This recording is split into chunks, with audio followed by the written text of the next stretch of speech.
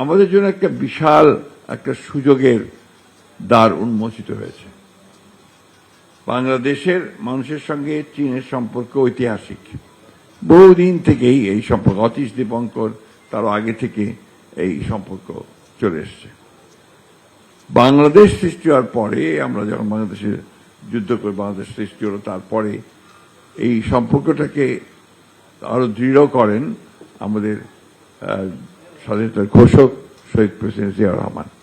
এবং তার সময়ই আমাদের এই চীনের সঙ্গে আমাদের সম্পর্কটা আরো বেশি বেড়ে যায়। এটাকে আরো কংক্রিট করে, এটাকে আরো আপনার দৃঢ় করতে পেরেছিলেন আমাদের আরেকজন এই দেশের একজন খ্যাতনামা পুরুষ এবং একজন বাংলাদেশের জন্য যিনি সংগ্রাম করেছেন, লড়াই করেছেন, এমনকি পাকিস্তান পিরিয়ডেও যিনি চীনের সঙ্গে সম্পর্ক তৈরি করবার জন্য কাজ করেছিলেন, সেই মহান নেতা মির্জা গোলাম হাফিজ সাহেব।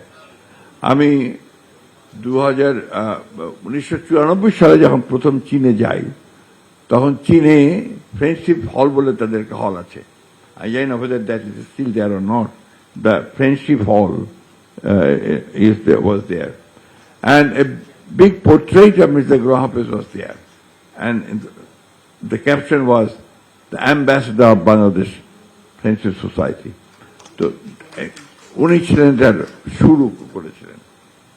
তারপর থেকে বাংলাদেশ চীনের সম্পর্ক গভীর থেকে গভীরতর হয়েছে। বিশেষ করে পরবর্তীকালে দেশনেত্রী বেগম খালেদা জিয়া যখন চীন সফরে যান, তখন সেটা আরো বৃদ্ধি পেয়েছে। আমাদের মূল সম্পর্কটা হচ্ছে আমাদের পারস্পরিক যে স্বার্থ, সেই স্বার্থ রক্ষার।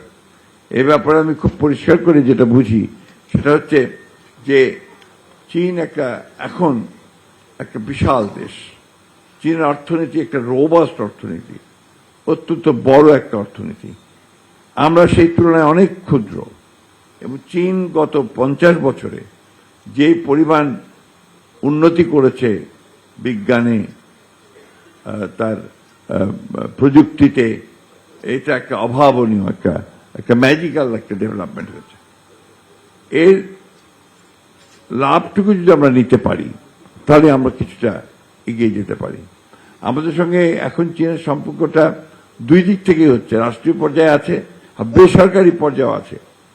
চীনে আমি বেশ কয়েকবার গিয়েছি, এখন দেখছি রিসেন্টলি দেখছি যে আমাদের ছেলেরা তারা চীনে যাচ্ছে, চীনে পড়াশোনা করছে এবং সেখানেই তারা প্রযুক্তিগুলো নিয়ে কাজ করছে, ব্যবসা করছে। অনেক ছেলে এখন ভালো ব্যবসা করছে।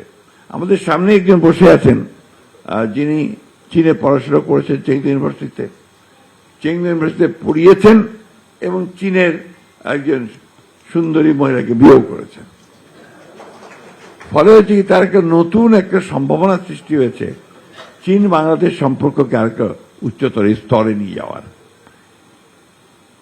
আমরা যেটা লক্ষ্য করছি যে আমাদের ইয়াং ছেলেরা, আমাদের যুবকেরা, তারা চীনে যাচ্ছে, ব্যবসা করছে, চীনের প্রযুক্তি আনছে এবং এখানে তারা চীনের সঙ্গে একটা বড় ব্যবসায়িক ক্ষেত্র তৈরি করেছে।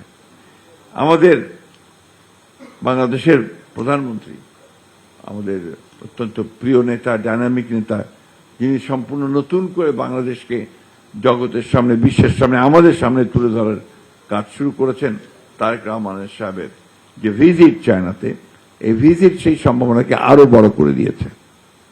আমি এই ক্ষেত্রে অবশ্যই আমাদের চীনের অ্যাম্বাসেডর, রাষ্ট্রদূত, তার যে উদ্যোগ, তার যে আপনার ভূমিকা, এটাকে অবশ্যই অ্যাপ্রিসিয়েট করব। I definitely appreciate Excellency your endeavor and your effort for establishing this great relationship with Bangladesh and China. In fact, he is a very aggressive diplomat. I must say that.